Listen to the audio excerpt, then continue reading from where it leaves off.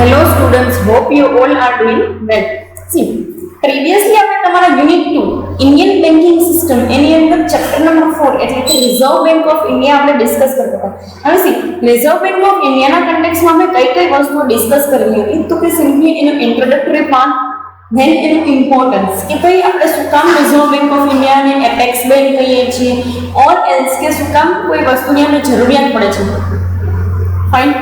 In terms of Reserve Bank or in terms of controlling authority, why Reserve Bank is there, શું importance છે, બરાબર.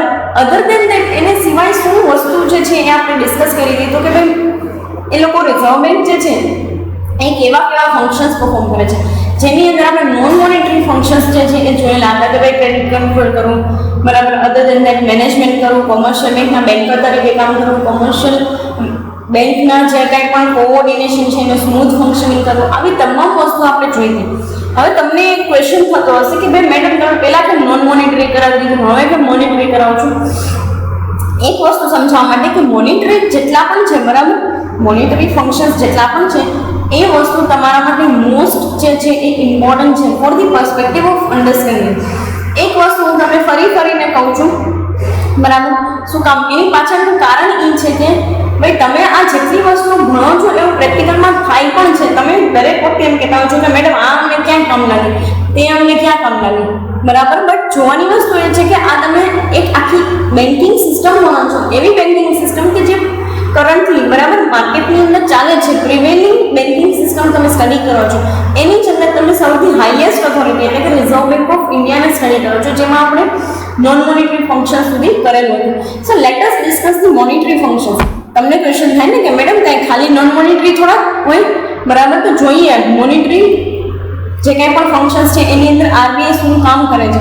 તો C previously આપણે જે કાંઈ પણ જોયું એની અંદર નોન મોનેટરીની અંદર લેન્ડર ઓફ લાસ્ટ રિસોર્ટ કે જેમાં સૌથી છેલ્લા જે છે એ રિસોર્ટ અથવા તો ઇન્સ્ટિટ્યુશન તરીકે આરબીઆઈ વર્ક કરે છે. જ્યારે પણ કોમર્શિયલ બેંકની જરૂરિયાત પડે એ વેની અંદર આરબીઆઈ જે છે એ સૌથી લાસ્ટ રિસોર્ટ તરીકે કામકાજ કરે છે. પ્રમોશન ઓફ ઇકોનોમિક ગ્રોથ, બરાબર, ઇકોનોમિક ગ્રોથને પ્રમોટ કરવાનું કામ કરે છે. આ તમામ વસ્તુ આપણે ડિસ્કસ કરી હતી પ્રીવિયસલી તો કે હા, બરાબર. Work as a banker of banks, બરાબર, બીજી જે કોઈ પણ બેંક્સ છે એના બેન્કર તરીકે કામકાજ કરવું. પછી એના પછી આપ્યું છે તમને ટ્રાન્ઝેક્શન્સ બિટવીન કોમર્શિયલ બેંક્સ, જે કોઈ પણ કોમર્શિયલ બેંક્સ છે, બરાબર, માર્કેટની અંદર એ પછી કોટકમાં તમે એસબીઆઈનો વ્યવહાર હોય કે પછી એચડીએફસી બીઓબીનો વ્યવહાર છે, બરાબર. તો કોમર્શિયલ બેંક્સની અંદર બધી બેંક આવી જાય, એવું નથી કે ખાલી નેશનલાઇઝ બેંક્સ છે, બરાબર, બટ બધી બેંક આવી જાય છે. લાસ્ટ તમને આપેલું છે two increase the productivity of savings, બરાબર. સેવિંગ્સ જે છે એની પ્રોડક્ટિવિટી ઇન્ક્રીઝ કરવા માટે આ કરવામાં આવે છે. બહુ નોર્મલ એવી વસ્તુ છે. શું કામ સેવિંગ્સની પ્રોડક્ટિવિટી આપણે ઇન્ક્રીઝ કરવી પડે? તો સીધી વસ્તુ છે કે કોઈ લોકો એમને છે ને સેવિંગ્સ ના કરે. જ્યાં સુધી આપણા પર કમ્પલ્સન નથી આવતું ત્યાં સુધી આપણે સ્પેન્ડિંગ ઉપર જ ફોકસ હોય છે હંમેશા આપણું, નહીં કે સેવિંગ્સ ઉપર. ફાઇન. તો સેવિંગ્સ ઉપર ફોકસ કરાવવા માટે શું તો કે આરબીઆઈ જે છે એ ઇમ્પ્લિમેન્ટ કરે છે. હવે જોઈએ મોનેટરી ફંક્શન્સની અંદર કેવી રીતે આરબીઆઈ કામકાજ કરે છે. Late us discuss in detail. દરેક વસ્તુ તમને ડિસ્કસ કરાવું છું. આની અંદર તમને આપેલી છે એના સિવાયની પણ તમને ડિસ્કસ કરાવીશ. ફાઇન. તો એવું કંઈ જે છે એ માઇન્ડમાં નહીં રાખતા કે મેડમ આ વસ્તુ અમને તમે સમજાવી નથી. ફાઇન, કે સમજાવવાના નથી, બરાબર.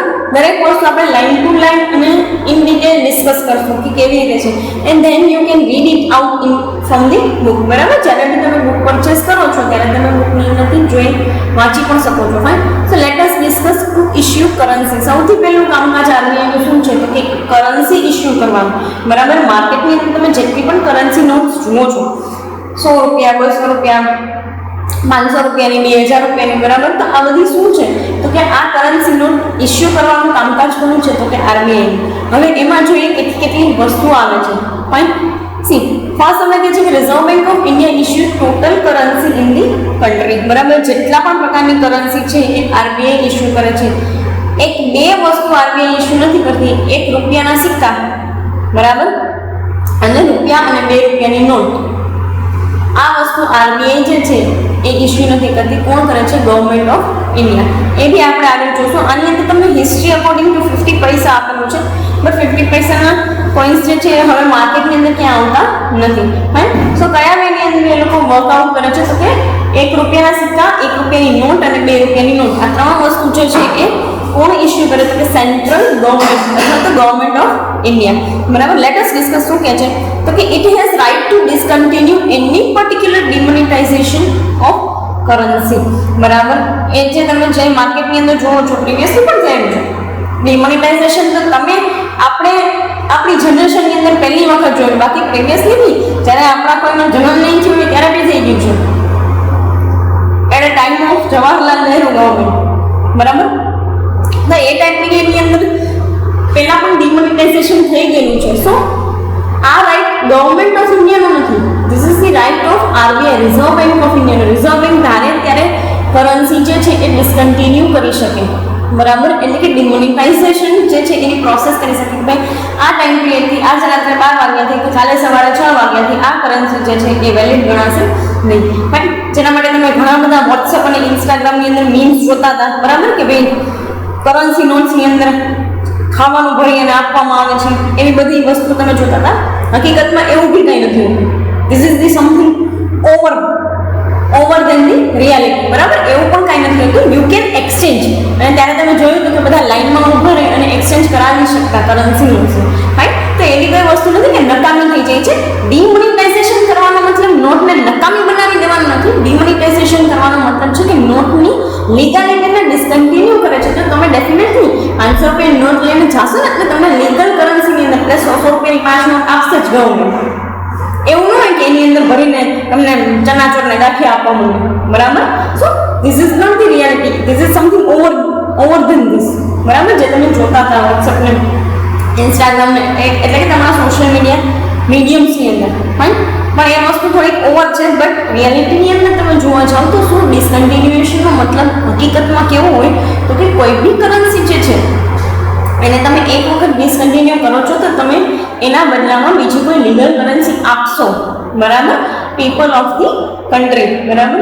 જે કોઈ પણ લોકો છે કન્ટ્રીની અંદર રહેતા એ લોકોને તમે લીગલ કરન્સી આપશો. તો સાવ નકામી બનાવી દેવાની વાત નથી. It is just demonetisation. Fine. આગળ શું કહે છે 1 રૂપી coin and 50 paise coins are issued by central government of India. કરંટની વાત કરું. બરાબર. કરન્ટલી કઈ વસ્તુ આરબીઆઈ જે છે ઇશ્યુ કરે છે તો કે 1 રૂપિયાની નોટ, 2 રૂપિયાની નોટ અને 1 રૂપિયાના સિક્કા, આ ત્રણ વસ્તુ જે છે એ સેન્ટ્રલ ગવર્મેન્ટ જે છે એ ઇશ્યુ કરે છે. આરબીઆઈ ઇશ્યુ કરતી નથી. આની અંદર તમને 50 પૈસા આપેલું છે. એક્ઝામ પર્પઝથી તમને એક વસ્તુ કહું છું કે 50 પૈસા લખતા નહીં. ફાઇન. બિકોઝ કરન્ટલી માર્કેટની અંદર 50 પૈસા જે છે એની વેલ્યુ આપણે નથી કંઈ અને એ માર્કેટની અંદર ચાલતા બી નથી. Fine. So this is the thing. Next શું કહે છે કે the function of issuing currency by reserve bank is known as the legal tender money. બરાબર. નોટ ઇશ્યુ કરવાના ફંક્શનને શું કહેવાય છે તો કે લીગલ ટેન્ડર મની. રાઈટ. અને આના માટે હું તમને હજી પણ આગળ એક વસ્તુ સમજાવીશ જેનું નામ છે મિનિમમ રિઝર્વ સિસ્ટમ. અને minimum reserve system according to જ કોઈ પણ કન્ટ્રીની જે છે એ આરબીઆઈ અથવા તો કોઈ પણ કન્ટ્રીની જે સેન્ટ્રલ બેંક જે છે એ ઇશ્યુ કરી શકે નોટ્સ. બરાબર. એ વસ્તુ પણ આપણે આગળ આમાં જ સમજીએ છીએ ઇશ્યુ કરન્સીની અંદર. સી નેક્સ્ટ શું કહે છે the design, size, colour etcetera of the paper currency are decided by the prevailing social conditions of the currency. તો તમને એવો ક્વેશ્ચન થાય કે મેડમ સોશિયલ કન્ડિશનને આ કરન્સી નોટને શું લાગે બધું? બરાબર. This is the very normal question from your side કે મેડમ પેપર કરન્સીને અને આની અંદર ડિઝાઇન સાઇઝને એને સોશિયલ કન્ડિશનને શું લાગે મળે તો કે એક વસ્તુ તમે સમજો, જેવી કન્ટ્રીની કરન્સી હોય ને એ જેવી કન્ટ્રીની કન્ડિશન છે ને social condition, like for example કે આપણી કન્ડિશન કેવી છે તો કે we are the developing nation. આપણે અહીંયા કેવા લોકો વધારે રહેતા હશે તો કે middle class, upper middle class ને લોઅર મિડલ ક્લાસ. બરાબર. આ ત્રણ કેટેગરીની અંદર વધારે લોકો રહેતા હશે. એટલે કે રિચ ક્લાસ બહુ ઓછો અને પુઅર ક્લાસ પણ ઓછો. ફાઇન. સો કહેવાની વસ્તુ એ છે કે સોશિયલ કન્ડિશન અકોર્ડિંગ લોકો જે છે એ કેવી વસ્તુ અફોર્ડ કરી શકશે એ પ્રમાણે તમે પેલી જે નોટની અંદર ચાંદીની પટ્ટી જુઓ છો ને એ પ્રમાણે એનું ફોર્મ્યુલેશન કરવામાં આવે છે. બરાબર. ક્યારેક કોઈ ડોલર, પાઉન્ડ ફિઝિકલ ફોર્મેટની અંદર જોયેલા હોય તો તમને આઈડિયા આવશે કે એ કરન્સી નોટ આપણા કરતાં અલગ છે. આપણી પેપર કરન્સી જે છે ને એ ટોટલી પેપર ટાઈપ તમને જોવા મળે. નાની જે છે એ તમને પ્લાસ્ટિક ટાઈપ નોટ્સ જોવા મળશે અમુક કન્ટ્રીઝની. Right. So this is the thing. અને એ વસ્તુ જે છે એ કન્ટ્રીના social condition in the sense કે કેવી રીતે, તો કે સિમ્પલી જે છે ત્યાં રિસાઇડ કરતા લોકો અને એની કેટેગરી જે છે એ વાઇઝ જોવામાં આવે છે, બરાબર. હવે સી નેક્સ્ટ શું કહે છે, તો કે the government has to seek prior permission of government of India, બરાબર. સી આરબીઆઈ જે છે એને પ્રાયર પરમિશન જે છે એ આપવી પડે કોને, સોરી આરબીઆઈ જે છે એને પ્રાયર પરમિશન લેવી પડે કોની, તો કે ગવર્મેન્ટ ઓફ ઇન્ડિયાની.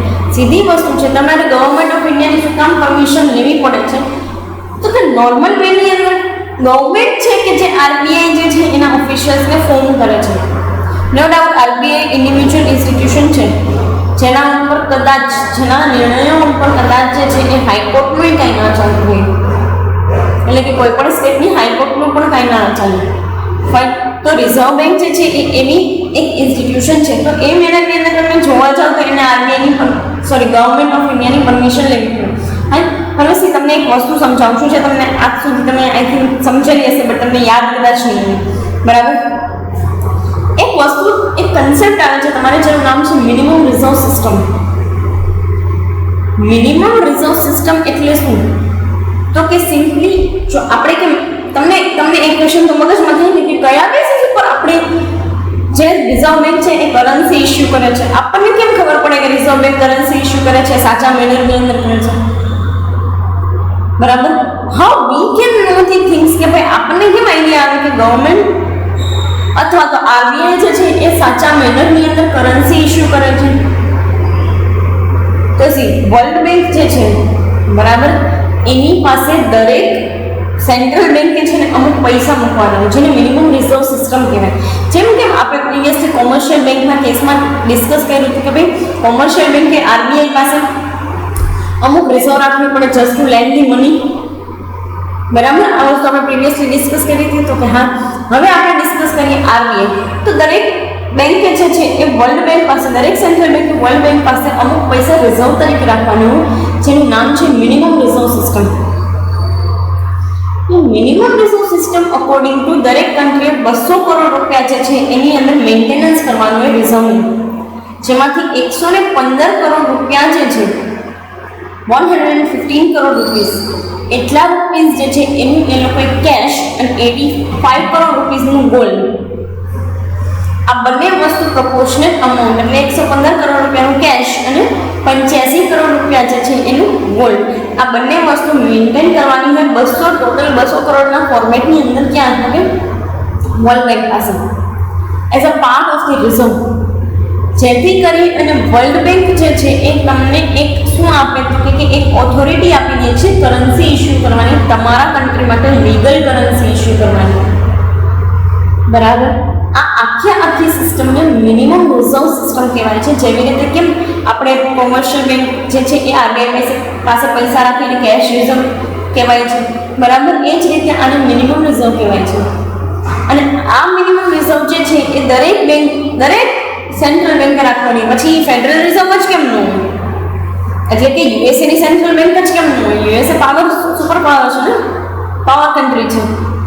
તો એક વસ્તુ તમે વિચારો કે પાવર કન્ટ્રીથી લઈ અને બધા અંડર ડેવલપ કન્ટ્રી હોય ને એની રાખવાની, બરાબર. અંડર ડેવલપ કન્ટ્રીને કદાચ આપણા જેટલી અમાઉન્ટ ના રાખવી પડતી હોય કે એ લોકો આપણા જેટલી અમાઉન્ટ ના રાખે, બટ તો બી એ લોકોને અમુક પ્રપોર્શનની અંદર તો અમાઉન્ટ રાખવાની હોય જ.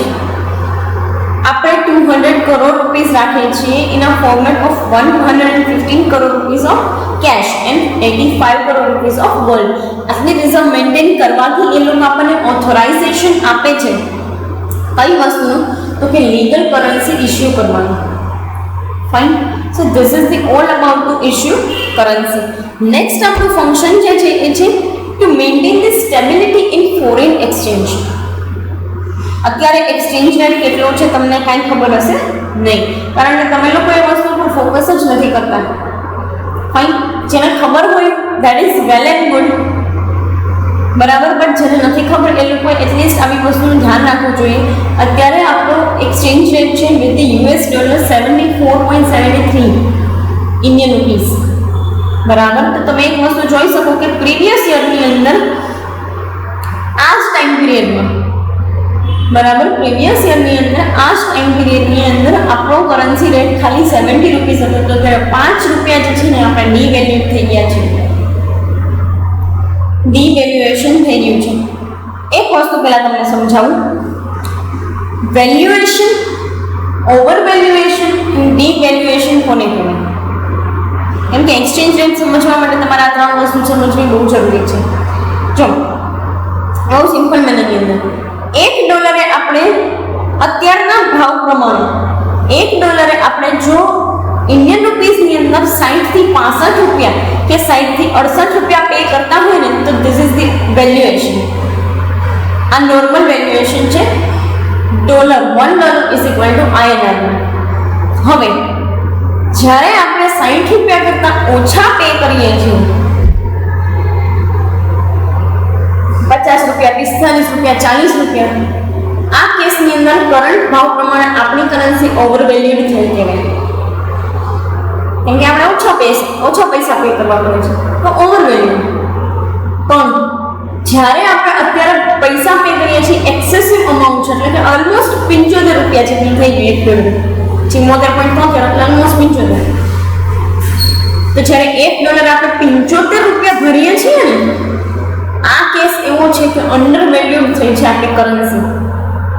જ્યારે પણ કરન્સીનું અંડર વેલ્યુએશન થાય ને ત્યારે તમને એક વસ્તુ કહું છું બહુ નોર્મલી, અંડર વેલ્યુએશન થયું ને એટલે આપણે છે ને એવી પોઝિશનમાં આવી જશું કે આપણે ગમે એટલું એક્સપોર્ટ કરીએ ને આપણને જેટલી એટલે પીક રેવન્યુ જનરેટ થવી જોઈએ એ થાય નહીં. બરાબર? તો સી RBI નું કામ શું છે? તો કે સ્ટેબિલિટી મેન્ટેન કરવાનું in terms of foreign exchange. એ શું? તો કે જોવાનું કે ભાઈ આપણી કરન્સી 63 રૂપિયાથી લઈને 68 રૂપિયા 69 સુધી વચ્ચે રહેવી જોઈએ. હવે તમને ક્વેશ્ચન થાય ને કે મેડમ એમાં RBI શું કરે? તો સી ફર્સ્ટ પોઈન્ટ આપણે વાંચીએ કેવા શું માંગે છે. તો કે the stability in foreign exchange is at most, બરાબર, સૌથી ઉપર એ વસ્તુને રાખવામાં આવે છે. કારણ કે જેમ જેમ આપણી કરન્સી જો અંડરવેલ્યુ થઈ ને તો આપણે દરેક વખતે ઝાઝા પૈસા પે કરવા પડશે કોઈ બી વસ્તુ માટે. સી એક વસ્તુ તમે સમજી લો કે જેમ એક્સપોર્ટની અંદર આપણને વધારે પૈસા મળશે ને, સામે ઇમ્પોર્ટની અંદર પૈસા એટલા જાતા જ રહે, તો એ કેસની અંદર આપણે પીક લેવલ ઉપર એક્સપોર્ટ આપણને મળવું છે ને મળે નહીં. એ વસ્તુ જોઈએ આગળ શું કહે છે. તો કે exchange, foreign exchange is given continuously for import and export transaction. બરાબર? જ્યારે પણ આપણે ઇમ્પોર્ટ એક્સપોર્ટના ટ્રાન્ઝેક્શન કરીએ છીએ ત્યારે ફોરેન એક્સચેન્જની અંદર આપણે પેમેન્ટ કરવાનું હોય ઓર રિસીવ કરીએ છીએ એ બી ફોરેન એક્સચેન્જની અંદર જ હોય છે. પછી અહીંયા આવીને કન્વર્ટ થઈ જાય. Fine, this is the really normal phenomena and you all are aware about it. Next શું કહે છે? તો કે if foreign exchange of any particular country is excessively transacted then its shortage arises. બરાબર? જ્યારે પણ આવું ફોરેન એક્સચેન્જ એક્સેસિવ મેનરની અંદર ટ્રાન્ઝેક્ટ થવા માંડે એટલે કેવું તો કે પહેલાં આપણે જે ઇમ્પોર્ટ એક્સપોર્ટના ટ્રાન્ઝેક્શન જે છે એ અમુક લેવલ સુધી લિમિટેડ કર્યા હતા કે મેં આટલાથી અપ જાય ને તો આપણે ટ્રાન્ઝેક્શન નહીં કરીએ. હવે એની કોઈ લિમિટેશન નથી. જો ટ્રાન્ઝેક્શન થાય તો કન્ટ્રીની અંદર ફોરેન એક્સચેન્જ ઘટી જાય. તો કે હા, તો હવે કરે શું RBI? તો કે સી RBI છે ને સિમ્પલી માર્કેટની અંદરથી ફોરેન એક્સચેન્જ પરચેસ કરે just two maintain the stability, કે આપણી કન્ટ્રીની અંદર ફોરેન એક્સચેન્જ ખૂટી જાય નહીં. બરાબર? તો RBI જે છે એ ઘણી વખત આવું પરચેસિંગ બી કરતા હોય અને ઘણી વખત સેલિંગ બી કરે છે. અને શું કામ આવું કરવું પડે? એટલે કે ડોલરની અંદર સેલિંગ, ડોલર પરચેસ કરવા, ડોલર સેલ કરવા. બરાબર? આવી વસ્તુની જરૂરિયાત શું કામ પડે છે RBI ને? તો કે સિમ્પલી આપણો એક્સચેન્જ રેટ મેન્ટેન થઈને રહે ને, કેમ કે એ લોકોને ખબર પડે કે નાના કન્ટ્રીમાં આવે છે એક્સચેન્જ. કેમ કે જ્યારે એવું થાય ને કે એક્સચેન્જ રેટ મેન્ટેન ન થાય ત્યારે એ કેસની અંદર બહુ એટલે બહુ ખરાબ સિચ્યુએશન આવી જાય અને આપણે જે કાંઈ બી વસ્તુ ઇમ્પોર્ટ કરીએ છીએ એની બહુ એટલે બહુ એડવર્સ ઇફેક્ટ આવે. Fine, so that's why it is needed two maintain the foreign exchange. બરાબર? એક ફંક્શન જે છે એ રિમેનિંગ છે અને પછી આપણે ક્રેડિટ કંટ્રોલ ડિસ્કસ કરશું. ફાઇન, સો અહીંયા સુધી રાખીએ. Thank you so much.